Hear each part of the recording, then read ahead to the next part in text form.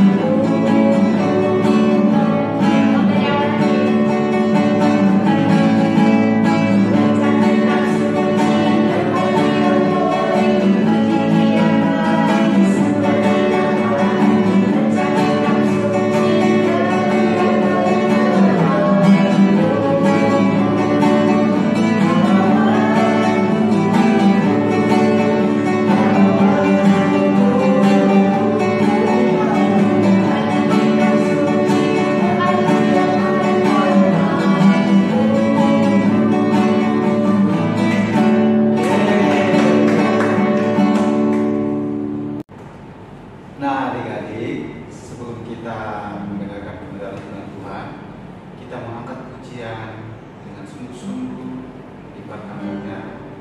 Kita mau nyanyikan pujian ini, firman Tuhan mendengar.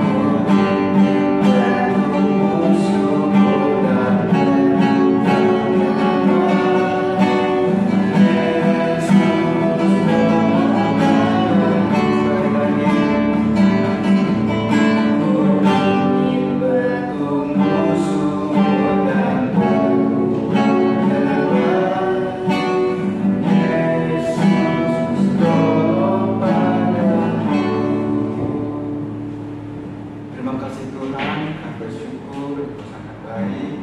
Dan saatnya kami akan mendengarkan kebenaran firman-Mu. Dalam firman-Mu boleh kami terima dalam hidup kami. Kami bersyukur padamu dalam nama Yesus. Haleluya. Amin.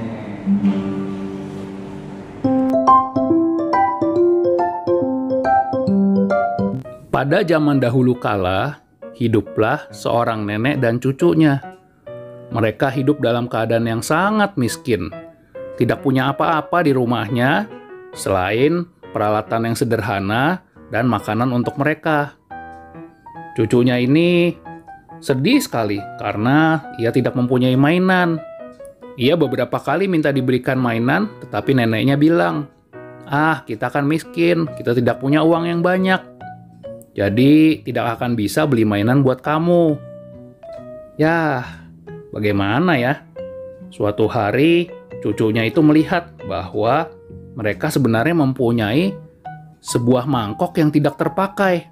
Mangkok itu ada di atas rak kayu, dan kalau dilihat-lihat mangkoknya juga sudah kotor, berwarna hitam. Sepertinya ini sudah tidak dipakai lagi. Lalu si cucu bilang sama neneknya, "Nek, itu kita punya mangkok itu yang di atas itu lebih baik dijual saja supaya kita bisa beli mainan buat aku." Neneknya pun melihat mangkok itu dan dia setuju. Iya ya, mangkok sudah kotor seperti ini berwarna hitam, sebaiknya dijual saja. Betul sekali adik-adik. Ketika ada pedagang yang lewat, si nenek segera memanggil pedagang itu. Pak, coba ke sini ke rumah saya. Ada sesuatu yang mau saya jual. Atau kalau tidak bisa dijual, saya mau tukarlah dengan mainan untuk cucu saya." Pedagang itu lalu datang. Dia lalu melihat mangkok yang ingin dijual oleh si nenek. Dia lihat secara perlahan-lahan mangkok yang berwarna hitam itu. Lalu dengan sebuah jarum, ia menggores mangkok itu tanpa si nenek dan cucunya melihat. Saat ia menggores mangkok itu, ia tahu bahwa sebenarnya mangkok itu adalah mangkok emas. Iya, mangkok emas, tetapi karena tertutup debu dan kotoran, sehingga emasnya tidak kelihatan. Nah, pedagang ini lalu berpikir, aku mau curangin si nenek dan anak-anak ini. Lalu dia bilang kepada neneknya, ini mangkok kotor seperti ini tidak ada harganya. Untuk apa? Tidak bisa ditukar sama apa-apa. Lalu ia melempar mangkok itu ke tanah. Dan ia segera pergi. Saat ia pergi, pedagang itu berpikir, besok aku akan datang lagi dan aku akan beli dengan harga yang sangat murah. Hahaha. Iya, pedagang itu pergi. Nenek dan cucunya menjadi sangat sedih. Ya, karena barang yang mereka pikir bisa dijual, ternyata dibilang sebagai barang yang tidak ada harganya, barang yang tidak ada gunanya. Tetapi tidak lama kemudian datang seorang pedagang yang lain lagi. Si cucu lalu mengambil mangkok yang ada di tanah. Lalu ia berkata kepada pedagang yang kedua. Dia bilang, Pak, mangkok ini walaupun jelek seperti ini apakah bisa? Kalau Bapak punya mainan, apa boleh ini ditukar dengan mainan? Pedagang itu lalu mengambil mangkok itu dan ia melihatnya dengan teliti. Ia juga tahu bahwa mangkok itu adalah mangkok emas. Tetapi ia tidak mau berbuat curang. Sebaliknya ia mau jujur kepada si nenek dan cucunya. Ia lalu bilang kepada mereka berdua, apakah kalian tidak tahu? Ini kan mangkok emas. Mangkok emas ini harganya mahal loh. Bahkan aku juga tidak bisa membeli mangkok ini karena harganya sangat mahal. Si nenek dan cucunya sangat senang karena pedagang itu jujur dan memberitahu mereka bahwa itu adalah mangkok emas. Nenek lalu bilang, ya kalau itu mangkok emas pasti harganya tinggi. Tetapi mangkok emas itu tidak ada gunanya bila hanya ditaruh di rumahku saja. Pedagang itu lalu berpikir, baiklah, kalau begitu, ini, semua yang ada di kereta daganganku ini, aku berikan untuk kalian, dan aku juga berikan semua uang yang aku bawa saat ini, untuk ditukar dengan mangkok emas itu. Wah, si nenek dan cucunya sangat senang sekali. Mereka menerima semua itu dengan ditukar sebuah mangkok emas. Kita lihat, tuh sekarang di rumah si nenek dan cucunya terdapat banyak barang-barang yang bagus. Mereka juga punya banyak uang sekarang untuk keperluan mereka sehari-hari. Dan kalau kita lihat, cucunya sangat senang ya, karena pedagang itu juga memberikan semua mainan yang ada di gerobak dagangannya. Wah, senang sekali mereka ya, karena pedagang itu sudah sangat jujur. Tapi tunggu dulu. Keesokan harinya, datang pedagang yang pertama. Pedagang yang curang itu loh. Dia datang sambil membawa mainan yang sangat kecil. Dia berpikir, si nenek dan cucunya pasti tidak tahu itu mangkok emas. Aku kasih aja mainan yang kecil ini untuk mereka, supaya mereka tukar dengan mangkok emas itu. Dia lalu datang Dan ketika ia bertemu dengan si cucu, ia berkata, "Hei lihat, ini aku bawa mainan yang kecil ini. Sini, mana mangkok yang kemarin, yang kotor dan jelek itu? Aku mau, sini aku tukar dengan ini." Tetapi kemudian si cucu bilang, "Wah Pak, mangkok itu kemarin sudah dibawa oleh pedagang yang lain. Katanya itu mangkok emas dan kami sudah tukarkan ke dia." Wah adik-adik, sekarang pedagang yang curang itu dia menjadi sangat kecewa. Ya, seharusnya ia bisa mendapat mangkok emas, tapi karena curang ia tidak dapat apa-apa. Dan bukan hanya itu saja adik-adik. Coba kita lihat, pedagang yang jujur itu sekarang banyak sekali pelanggannya. Banyak orang yang mau membeli barang-barang dagangannya.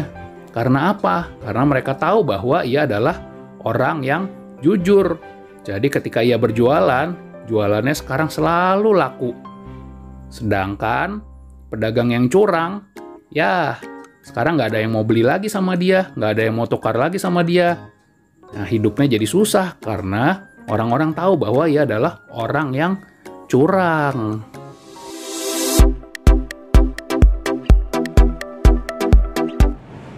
Mari kita bersatu dalam doa. Tuhan, terima kasih atas berkat pada hari ini. Kami sudah mendengarkan sebagian dari firman-Mu. Dalam firman tersebut dapat bertumbuh dalam hidup kami. Kami bisa menjadi pelaku firman-Mu. Terima kasih Tuhan sudah menyertai ibadah kami mulai dari awal hingga akhirnya. Tuhan yang tutup buku semuanya dari kuasa darah-Mu